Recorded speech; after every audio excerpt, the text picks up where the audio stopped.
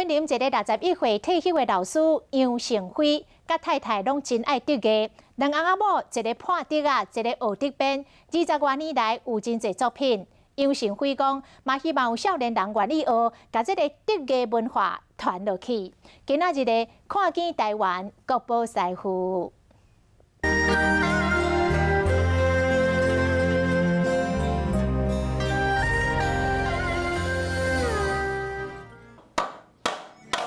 破竹啊，逐刀拢会真准，变竹啊，就为第一步开始。本来是直面的，现在把它倒斜度。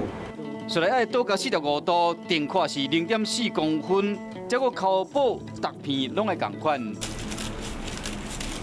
61岁杨成辉，逐工就像安尼，甲因某做伙变竹啊。杨成辉退休前是一个老师，甲因太太因为参加竹艺研习，爱着这个竹艺，20多年来已经做出真侪作品啊。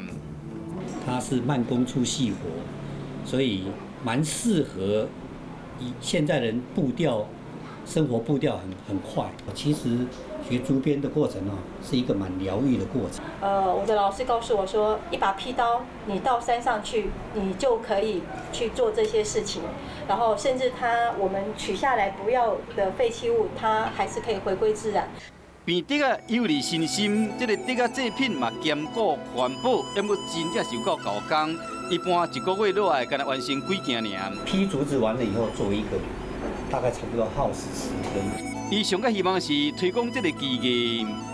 传承的时候碰到最大的障碍就是劈竹子，劈得好那你编出来的那个形体就会漂亮。万事起头难，杨成辉讲，若过破竹啊这步，变竹啊就无遐困难啊。只要有心，肯用时间坐落来，变竹啊这个技艺就会使永远流传落去。